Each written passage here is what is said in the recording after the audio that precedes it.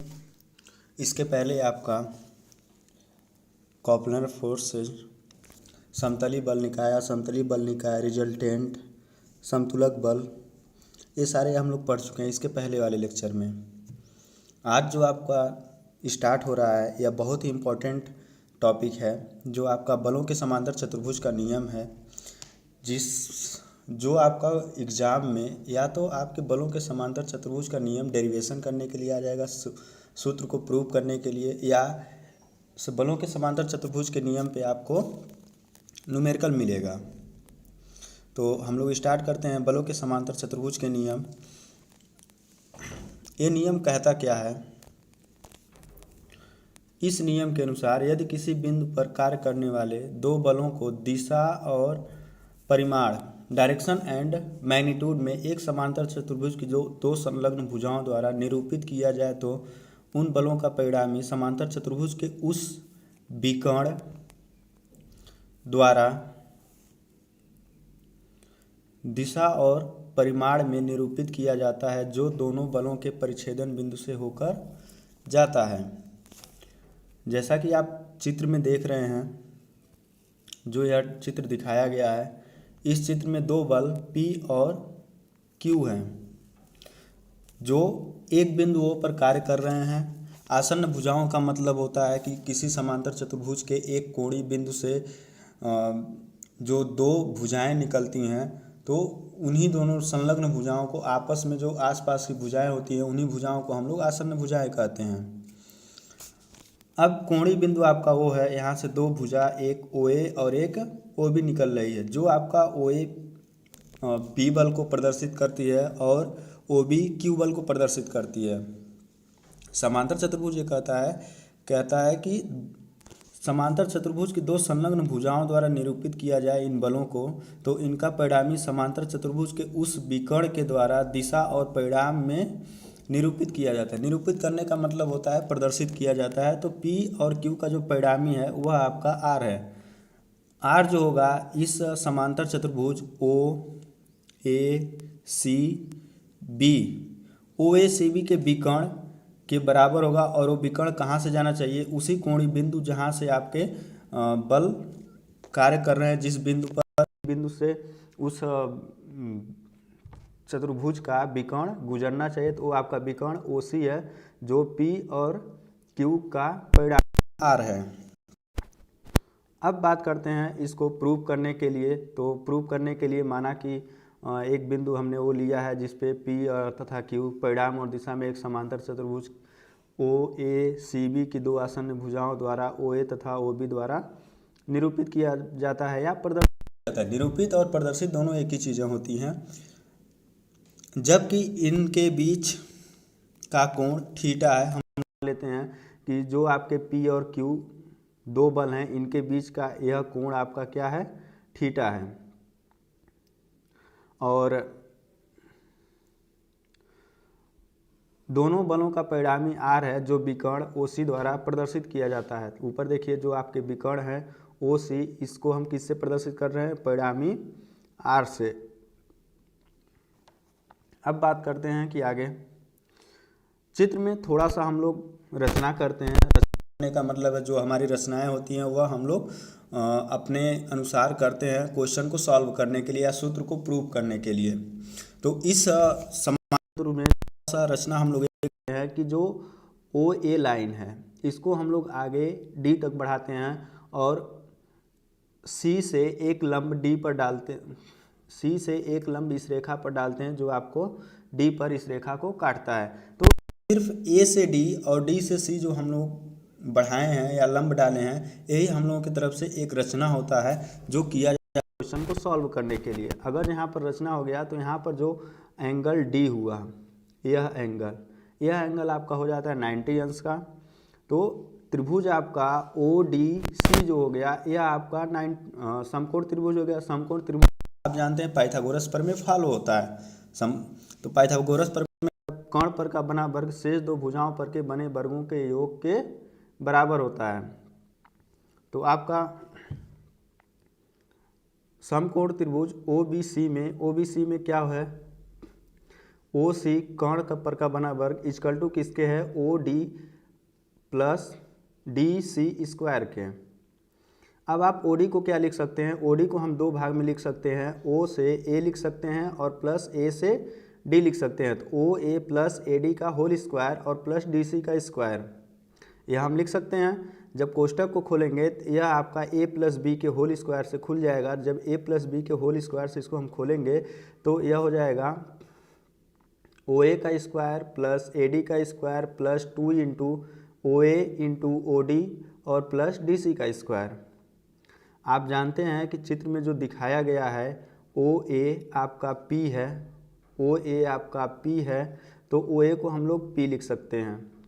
अब यहाँ पर एक ए डी कहाँ से आया, जो ए से डी है, ए से डी कहाँ से आया है, तो इसको आप थोड़ा सा समझ लीजिए कि यहाँ पर जो आपका त्रिभुज बन रहा है इस तरह से समकोण त्रिभुज, यह आपका थीटा है, यह आपका ए है, यह आपका डी है और ये आपका सी है।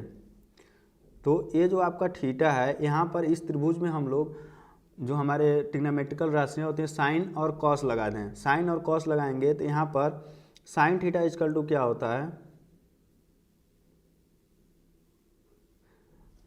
साइन थीटा इक्वल टू क्या होता है, लंब बटे कर्ण। लाल बटे कक्का आप लोग जानते होंगे, तो साइन थीटा इक्वल टू लंब बटे कर्ण। समकोण त्रिभुज में कोण के सामने वाली भुजा हमेशा लंब होती है और जिस आधार से कोण बनता है वह आपका आधार हो जाता है और सबसे बड़ी भुजा कर्ण होती है। तो साइन थीटा इक्वल टू क्या हो जाएगा, लंब बटे कर्ण। तो लंब आपका क्या है, सी डी अपान कर्ण क्या है, ए सी। जबकि आपको ए सी का मान पता हुआ है, यहाँ पर चित्र में क्या है, क्यू है, तो आप सी डी का मान निकाल सकते हैं। सी डी इक्वल टू क्या हो जाएगा, ए सी का मान आपका क्या है, क्यू है, तो सी डी इक्वल टू यहाँ से गुणा कर देंगे तो क्या हो जाएगा, क्यू साइन थीटा। यह हो गया सी डी का मान, तो यहाँ पर क्यू साइन थीटा मेंशन कर दिया गया है। दूसरा है आपका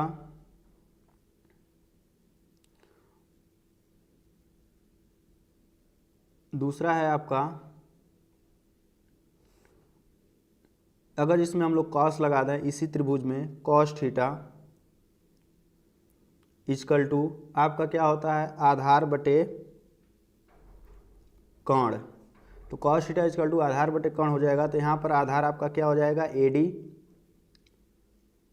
डी अपान कर्ण क्या हो जाएगा, ए सी। आपका ए सी का मान पता है, तो आपका ए डी इक्वल टू क्या हो जाएगा, ए डी इक्वल टू क्या हो जाएगा आपका, ए सी का मान क्यू और गुणे कॉस थीटा, कॉस थीटा। तो यह आपका ए सी इंटू कॉस थीटा और ए सी का मान आपका क्या है, क्यू, ये हो जाएगा क्यू इंटू कॉस थीटा। तो ये चीज़ें यहाँ से आई हैं, इसको हम डायरेक्ट लिख दिए हैं, ठीक। तो अब यहाँ ए डी का मान क्या हो गया, ए से डी का ए सी कॉस थीटा, तो ए सी कॉस थीटा का होल स्क्वायर और प्लस 2 इंटू पी इंटू, अब यहाँ पर क्या है, ए डी है, ए डी का मान ए सी कॉस थीटा और प्लस यह आपका डी सी है, डी सी का मान ए सी साइन थीटा का होल स्क्वायर।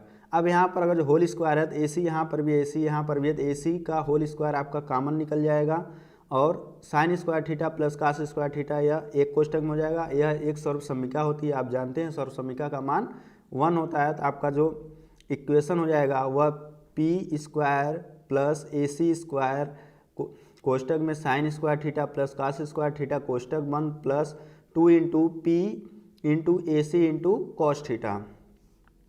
अब यहाँ पर जब और मान रखेंगे ए सी का, तो ए सी का मान आपका क्यू, यहाँ से ए सी का मान क्यू। अब हो जाएगा क्या, जो आप लोग ओ सी यहाँ पर मेंशन है, ओ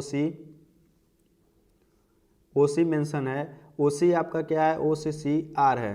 तो यहाँ पर इसका मान रख दिया गया क्या, R square is equal to P square plus A C का मान क्यू स्क्वायर और sine square theta plus cos square theta हो गया 1। तो 1 इंटू आपका वैल्यू उतना ही रहेगा, मान उतना रहेगा पी क्यू कॉस थीटा।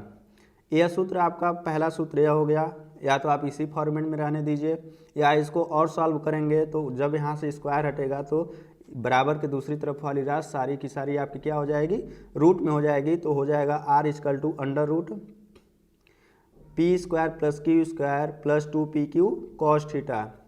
यह आपका समांतर चतुर्भुज का सूत्र हो गया। अब आपको जब क्वेश्चन सॉल्व करने हैं तो उस समय आप दोनों सूत्र में से किसी सूत्र को लगा सकते हैं। अब इसके बाद जब बात करते हैं हम लोग परिणामी बल की दिशा के लिए, जब परिणामी बल की दिशा हम लोग निकालते हैं, माना परिणामी बल जो आपका आर है वह पी बल से अल्फा कोण बनाता है। जो आपका परिणामी बल आर है, यहाँ पर आप देख रहे हैं परिणामी बल जो आर है यह पी से कौन सा कोण बना रहा है, अल्फा कोण बनाता है, जो आपको चित्र में दिखाया गया है। और उसके बाद तो आपका समकोण त्रिभुज ओ सी डी से तो आपका tan अल्फा इजकल टू क्या हो जाएगा, सी डी अपान ओ डी, सी डी अपान ओ डी। तो सी डी अपान ओ डी को हम लोग क्या लिख सकते हैं, O A plus A D, O A plus A D. और सी डी का आपको मान पता है क्या है, ए सी साइन थीटा, ओ ए का आप वैसे ही रहने दीजिए, प्लस ए डी का मान ए सी कॉस थीटा। तो यहाँ पर ए सी का मान आपको पता है क्यू है, ए सी का जो हमारा मान है वो क्या है आपका क्यू से प्रदर्शित किया जाता है, डायग्राम में दिखाया भी गया है। तो tan थीटा इजकल टू क्या हो जाएगा, Q sine theta, sorry tan alpha is equal to आपका हो जाएगा Q sine theta upon P plus Q cos theta. या इसका दूसरा सूत्र, आप tan को बराबर के दूसरी तरफ ले जाएंगे तो हो जाएगा क्या, tan इनवर्स। तो आपका यहाँ पर फार्मूला क्या हो जाएगा, alpha is equal to tan inverse कोष्टक में Q sine theta upon P plus Q cos theta. यह हो गया आप लोगों का परिणामी की दिशा के लिए। लेकिन यह ध्यान रहे कि ये जो सूत्र है यह परिणामी की दिशा किस बल से बताता है, पी बल से। और जो पी बल है आपका वो क्या है, हॉरिजॉन्टल है। चलिए इस पे हम लोग कुछ क्वेश्चन कर लेते हैं। पहला क्वेश्चन है, इसमें पहला क्वेश्चन दिया गया है कि दो समान बल एक बिंदु पर कार्यरत हैं जबकि उनके बीच का कोण 60 अंश है। यदि परिणामी बल 20√3 न्यूटन का है तो प्रत्येक बल का मान ज्ञात कीजिए। अब यहाँ पर हमारा क्या क्या गिवन डाटा है, गिवन डाटा हम वहाँ से निकालते हैं कि जो हमारा क्वेश्चन दिया हुआ है उसमें क्या क्या दिया हुआ है वो हमारा गिवन डाटा होता है। जब हम गिवन डाटा को लिख लेते हैं तो हम लोगों को पता चल जाता है कि निकालना क्या है, क्वेश्चन में दिया रहता है उसके अनुसार हम लोग फार्मूला यूज करते हैं। तो आपका गिवन डाटा क्या क्या है, पहला चीज़ आर का मान दिया हुआ है 20√3। दूसरा चीज़ दोनों बल आपके समान हैं जो P इजकल टू Q हो जाएगा। आपको दिया हुआ गया है कि कितने अंश के कोण पर है दोनों बल, 60 अंश, थीटा इजकल टू 60 अंश। टू फाइंड, क्या फाइंड करना है, क्या निकालना है हमें, वह क्या निकालना है, दोनों बलों का मान P और Q का मान, P equal to Q equal to question मान हमें निकालना है P और Q का मान, जबकि P और Q का मान दोनों इक्वल है। क्वेश्चन में कह रखा है कि दोनों समान बल हैं। तो हम लोग फार्मूला लगा देते हैं। आपका फार्मूला क्या होता है,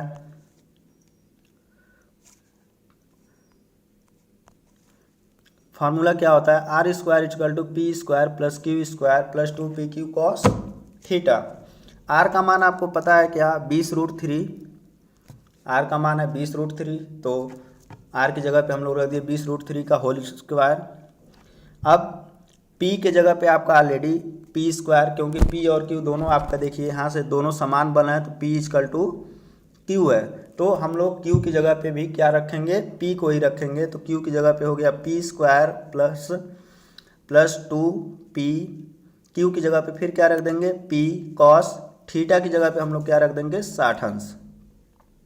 साइंस कॉस 60 अंश का मान आपको पता है कि कॉस 60 अंश का मान क्या होता है, 1/60। 2, तो यह 2 से 2 कैंसिल हो जाएगा, तो आपको बराबर के एक तरफ क्या बचेगा, P square plus P square, तो total 2p square plus P square कितना हो गया, 3p स्क्वायर, 3p स्क्वायर हो गया। और बराबर के एक तरफ आपका क्या है, 20√3 का होल स्क्वायर। जब इसको सॉल्व करेंगे तो यह होगा आपका total P square equal to, आप इस चीज़ को कैलकुलेटर से भी सॉल्व कर लेंगे, साइंटिफिक कैलकुलेटर से, जो आपके अप्लाइड मैकेनिक्स सब्जेक्ट में अलाउ होता है बोर्ड के द्वारा। 82 ms का कैलकुलेटर अप्लाइड मैकेनिक्स में अलाउ होता है। तो आप प्लीज़ ये जो कैलकुलेशन है आप लोग कैलकुलेटर से करिएगा। मेरी यही आपसे रिक्वेस्ट है कि पेन कापी और गिनती पहाड़ा से मत करिएगा, क्योंकि आपको साइंटिफिक कैलकुलेटर आपके एग्ज़ाम में अलाउ है अप्लाइड मैकेनिक्स सब्जेक्ट में। तो यहाँ पे पी स्क्वायर इक्वल टू क्या हो जाएगा, 1200/3 जो आपका आएगा total P square equal to 400, तो पी इक्वल टू √400 होगा। तो आपका पी का मान कितना आ जाएगा, 20 न्यूटन। पी का मान 20 न्यूटन हो गया, जो इक्वल किसके होगा, क्यू के बराबर। क्योंकि क्वेश्चन में कह रखा है, क्वेश्चन हम आपको एक बार फिर दिखा देते हैं कि क्वेश्चन में कह रखा है कि 2 समान बल, जो 2 समान बल हैं, तो आपका जो P का मान निकला है वही मान आपका Q का भी होगा। तो P इक्वल टू 20 न्यूटन और इक्वल टू Q, यानी कि P और Q का मान 20 न्यूटन हो गया। और आप लोग जब भी किसी भी बल का मान लिखें या अप्लाइड मैकेनिक्स में किसी भी राशियों को व्यक्त करें, तो उसके साथ उसका जो मात्रक है वह लिखना ना भूलें। आपको मात्रक लिखना बहुत ही ज़रूरी है, नहीं तो एग्ज़ाम में मात्रक के लिए भी आपके कुछ नंबर कम कर दिए जाते हैं जब बोर्ड की कापियाँ चेक होती हैं। तो जो भी आप राशियों निकाल लें, जो उसका रिजल्ट निकल रहा है, रिजल्ट के साथ उसका मात्रक जरूर लिखें। अब हम लोग आते हैं अगले क्वेश्चन पे। अगले क्वेश्चन है आपका क्वेश्चन, किसी पिंड पर लग रहे 2 बल 1p तथा 4p, 2 बल आपके हैं p तथा 4p को परिणामी बल की दिशा में कोई परिवर्तन नहीं होता है। इस चीज़ को आप अंडरलाइन जरूर कर लीजिए। एक कंडीशन है कि परिणामी की दिशा में कोई परिवर्तन नहीं होता है। अब क्वेश्चन आपका यहीं से सॉल्व होगा। आगे क्या कह रखा है कि जबकि पहले बल का मान, अब यह सेकेंड कंडीशन क्वेश्चन का उत्पन्न हो रहा है। पहली कंडीशन है कि 2 बल हैं आपके P + 4p। अब सेकेंड कंडीशन कह रखा है, जब पहले बल का मान 10 न्यूटन से तथा दूसरे बल का मान 50% से बढ़ा दिया जाए, तब आपको क्या करना है, बलों के मान ज्ञात करना है। तब आपको क्या करना है, बलों के मान ज्ञात करना है। तो आपको जब मान ज्ञात करना है, इसमें एक यूनिक सिचुएशन दे रखा है, जो आपका कह रखा है कि परिणामी की दिशा में कोई परिवर्तन नहीं होता है। इस चीज़ को हर एक क्वेश्चन में ऐसा एक पॉइंट होता है जहाँ पर आप जिसको आप क्वेश्चन को पढ़ते समय उसको पकड़ेंगे तो वहाँ से आप क्वेश्चन को सॉल्व कर सकते हैं, नहीं तो काफ़ी दिक्कत होती है क्वेश्चन को सॉल्व करने में। तो यहाँ से देखिए, परिणामी की दिशा में कोई परिवर्तन नहीं होता है। तो अब जब परिणामी की दिशा में कोई परिवर्तन नहीं हो रहा, चाहे वो सिचुएशन फर्स्ट हो चाहे वो सिचुएशन सेकेंड हो, कंडीशन फर्स्ट हो या कंडीशन सेकेंड हो, दोनों कंडीशन में आपका डायरेक्शन परिणामी की दिशा वही रहेगा जो आपकी परिणामी की दिशा होती है tan अल्फा। अब हम लोग मान लेते हैं जो आपके P बल दिए हैं, माना P = P है, पहला बल जो है P = P है, और दूसरा बल जो दिया है 4p, उसको हम लोग Q = 4p मान लेते हैं। अब हमारे पास गिवन डाटा क्या है, सबसे पहले आप गिवन डाटा लिख लीजिए, तभी आप क्या निकालना है वो आप निकाल सकते हैं। गिवन डाटा क्वेश्चन से लिख लीजिए। पहली स्थिति आपकी क्या कह रखा है कि जब आपके बल P और 4p हैं, 2 बल हैं, पहला बल P = 4p, P और Q = 4p हो गया। तो डायरेक्शन जो है आपकी दिशा जो हो रही है वह tan अल्फा है, दिशा जो है आपकी tan अल्फा है। लेकिन जैसे ही आप द्वितीय स्थिति में आते हैं, सेकंड कंडीशन में आते हैं, उस समय क्या कह रहा है कि P को बढ़ा दिया जाए, P प्लस 10P कर दिया जाए, और जो आपका दूसरा बल है, दूसरा बल Q इक्वल टू जो 4P था उसको कितना बढ़ाया जा रहा है, 50%। 50% बढ़ाया जा रहा है, तो जाहिर सी बात है कोई चीज़ 100 है तो उसको 50% बढ़ाएंगे तो 100 का 50%, 50 उसमें ऐड होगा तो कितना हो जाएगा, 150। तो यहाँ पे क्या होगा, एक जो पूर्णांक है राशि 4P, इसका 50% बढ़ाया जा रहा है तो इसमें प्लस कर देंगे। अब इसका हम लोग 50% ले लेंगे। जो आपका 4P बल है, 4P बल का 50% लेंगे तो 4P इंटू 50/100, तो यह टोटल आपका आएगा 2P, और दोनों को ऐड करेंगे तो Q इक्वल टू 6P हो जाएगा। अब यहाँ पर सेकंड स्थिति के लिए या सेकंड कंडीशन के लिए जो हम Q का मान रखेंगे वो कितना रखेंगे, 6P। अब आते हैं हम लोगों को निकालना क्या है, टू फाइंड, क्या निकालना है, P का मान और Q का मान। आपको क्वेश्चन में कह भी रखा है, ऊपर हम दिखा देते हैं कि यहाँ पे पढ़िए, बलों के मान ज्ञात कीजिए। बलों का मतलब जो भी बल, यहाँ पे 2 बल लग रखे हैं तो P का मान कितना होगा और Q का मान कितना होगा। जो आपका P इक्वल टू P हम लोग मान रखे हैं और Q इक्वल टू 4P मान रखे हैं। तो हम लोग क्वेश्चन सॉल्व करते हैं। तो प्रथम स्थिति से हम लोग सॉल्व करते हैं कि पहली स्थिति जब हमारी क्या होती है, तो उस समय परिणामी की दिशा के लिए जो हमारा फार्मूला होता है, जो अभी आप लोग इसके पहले प्रूफ निकाले हैं, प्रूफ किए हैं कि परिणामी की दिशा P बल से हमारा क्या होता है, उसके लिए फार्मूला जो आप लोग निकाले हैं, tan alpha equal to Q sine theta upon P plus Q cos theta. यही फार्मूला यूज होगा, क्योंकि हम आपको अभी कुछ टाइम पहले कह रखे थे कि एक चीज़ को आप लोग ध्यान रखिएगा, अंडरलाइन करिएगा कि यहाँ पर कह रखा है कि परिणामी की दिशा में कोई परिवर्तन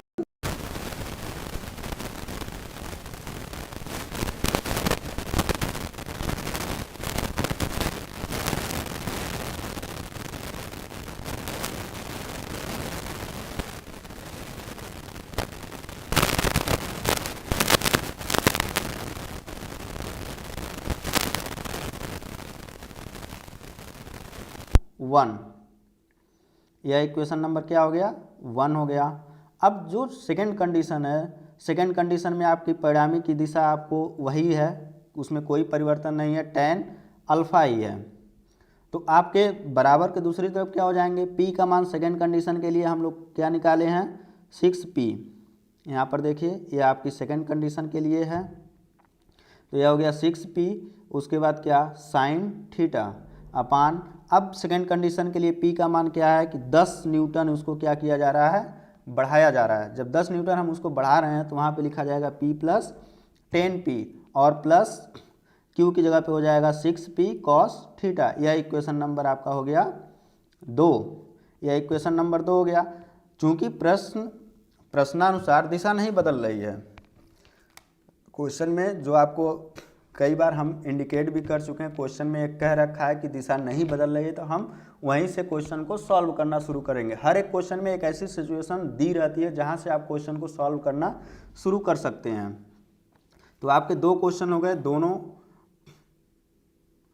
दूसरा में जो आपका पहला इक्वेशन और दूसरा इक्वेशन है, तो दोनों इक्वेशन से आपका दोनों इक्वेशन को इक्वल रख देंगे, क्योंकि tan अल्फा इक्वल टू दोनों है, दोनों इक्वेशन आपका इक्वल रख देंगे। तो P ऊपर देखिए P है और साइन थीटा, आप ऊपर देखिए दोनों तरफ P साइन थीटा और P साइन थीटा दोनों तरफ है, ऊपर की तरफ बराबर के दोनों तरफ, तो एक P से एक P कैंसिल हो जाएगा, साइन थीटा से साइन थीटा कैंसिल हो जाएगा।